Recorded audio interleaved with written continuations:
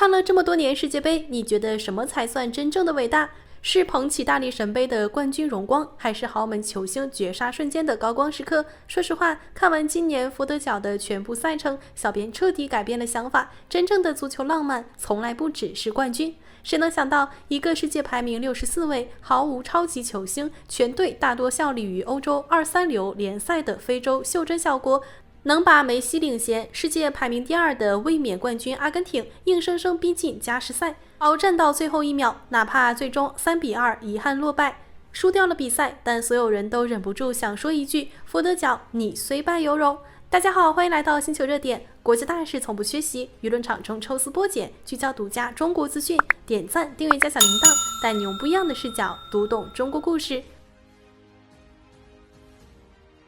这场7月4日的世界杯16分之一决赛，绝对是本届世界杯最让人破防、最热血的一场对决。一边是星光熠熠的足坛豪门阿根廷，梅西、恩佐、麦卡利斯特、阿尔瓦雷斯群星云集；另一边是首次闯入世界杯淘汰赛的新军佛得角，没有流量，没有光环，没有超高身价，有的只是一群草根球员的倔强和拼命。所有人赛前都以为这会是一场一边倒的碾压局，可佛得角用实力狠狠打脸所有质疑者，全程不怯场、不退缩、不摆烂，2度落后，2度顽强扳平，硬生生把卫冕冠军拖入绝境，让全世界看到了什么是真正的体育精神。而撑起这场奇迹对决的核心人物就是佛得角的门神沃奇尼亚。我敢说，这届世界杯没有人比他更励志、更让人动容。大家敢信吗？世界杯开赛之前，他的社交媒体粉丝仅只有5万，就是一个无人知晓的普通小众门将。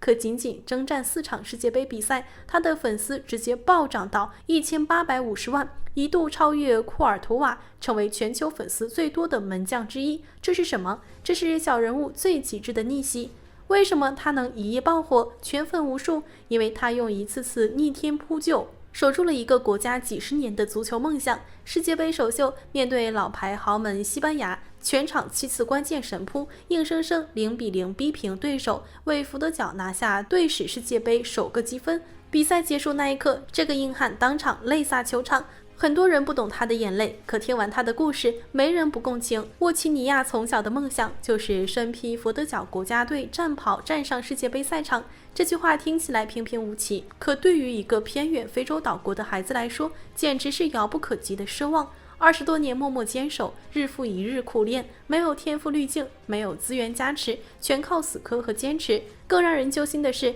他最想见证自己圆梦的母亲，抚养他长大的祖父母都没能等到这一天，早早离世。所以当中场哨响，他跪在草坪上痛哭，那一刻的泪水无关平局，无关积分，是跨越20年的坚守，是无人见证的遗憾，是一个普通人拼尽全力为国圆梦的赤诚。这届世界杯，他从未停下创造奇迹的脚步。对阵乌拉圭，他顶住对手狂轰滥炸的高空轰炸，稳稳守住球门。迎战沙特，他零封对手，助力球队首次闯入世界杯淘汰赛。对决阿根廷，面对梅西的单刀任意球禁区劲射，他交出8次顶级扑救，一次次化解必杀球，把卫冕冠军逼到濒临出局的绝境。一直以来，足坛都有一句扎心的老话：门将是最容易被遗忘的位置。前锋进球万众瞩目，封神加冕；中场组织收获满堂掌声。只有门将要么默默无闻，要么失误背锅。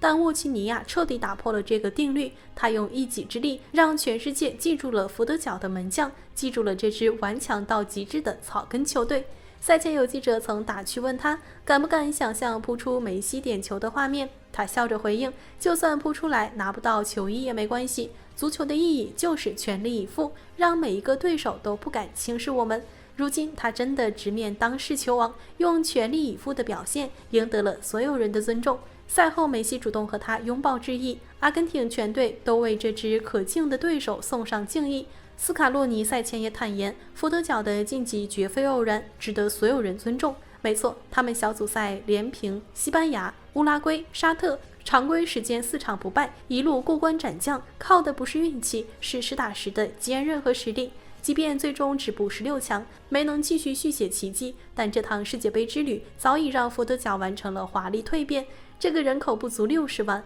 曾无人问津的西非岛国，凭借永不言弃的体育精神，惊艳了全世界。世界杯从不是豪门的专属舞台，那些默默深耕、奋力拼搏、明知不敌依然全力以赴的小人物、小国家，同样值得所有掌声和敬意。看完佛得角的世界杯，很多人都在感慨，太燃了，太励志了。但大家知道吗？这支小国球队的逆袭从来不是凭空而来。很多人只看到他们赛场上的高光，却没人知道他们能站上世界杯的舞台，能和世界豪门平起平坐，背后全是中国默默的托举与成全。首先，我们得了解佛得角到底是一个什么样的地方。在世界地图上，它小到需要用放大镜才能看清。全国总面积仅3333平方公里，人口只有54.6万，还不如中国一个普通县城的规模。更难的是，它的生存环境堪称地狱模式，由10个火山岛屿组成，仅靠撒哈拉沙漠下风处，每年数月，漫天黄沙会从沙漠席卷而来，笼罩整座岛国。这里没有天然河流，淡水资源极度匮乏，日常饮水全靠海水淡化，土地贫瘠干旱，连种活一颗白菜都无比艰难。就在这样恶劣的环境里，曾经的佛得角足球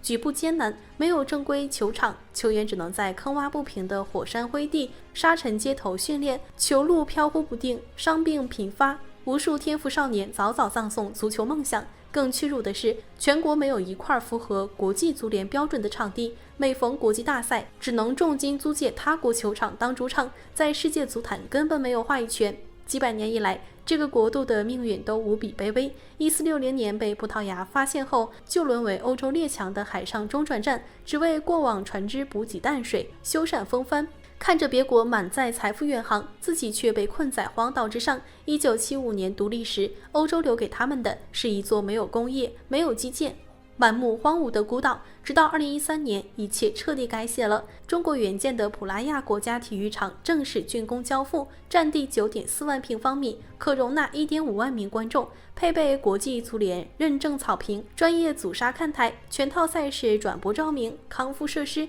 彻底填补了佛得角无国际标准赛场的100年空白。针对当地沙尘暴、缺水难题，中国团队量身打造阻沙气流设计，铺设节水人造草坪，不用大量淡水灌溉，完美适配当地极端气候。这座体育场不只是一块球场，更是佛得角的足球救命稻草。它终结了该国流浪踢球的屈辱历史，让散落欧洲的本土足球人才终于有了归国效力的底气，成功稳住了全国足球根基，让无数少年拥有了逐梦的舞台。可以说，没有这座中国基建球场，就没有佛得角的世界杯奇迹。而中国对佛得角的善意与托举，远不止足球基建。这个被译作绿色海角的国度，遍地荒漠，常年干旱，粮食自给率不足15%，绝大多数粮食依赖进口。为了帮当地人活下去，活得更好，数十年前，中国农业专家跨越万里奔赴这片荒岛，从零开始助力当地农业突围。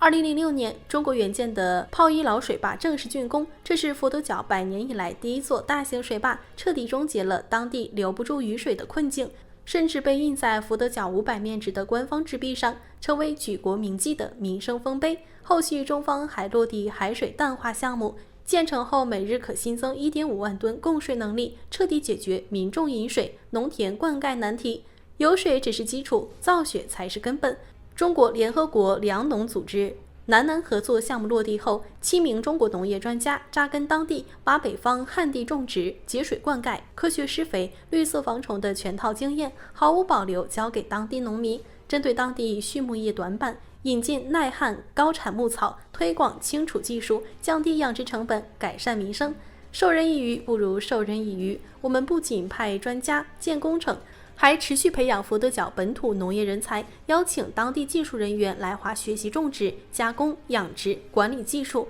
让先进技术扎根海岛，代代传承。从风沙漫天的火山荒岛，到拥有国际赛场、稳定水源、成熟农业的新生国度，佛得角的逆袭从来不是偶然。500年的卑微沉寂，被中国一点一滴的基建、技术、善意彻底改写。球迷镜头前那句真诚的谢谢中国，从不是客套寒暄，是发自内心的感恩。感恩我们帮他们搭建起追梦的舞台，感恩我们帮他们守住生计，撑起希望，感恩我们让这个弱小的国度终于有底气站上世界舞台，和顶级豪门平视对决。这就是中国温柔又强大的力量，从不张扬，却始终默默托举每一个逐梦的弱小国家。好了，今天的内容到这里就结束了。如果你喜欢小编的影片，还请大家多多点赞转发，让更多的人一起见证中国进步。关注我的频道，这样既能回顾往期视频，又不会错过之后的精彩内容。那我们下期节目不见不散。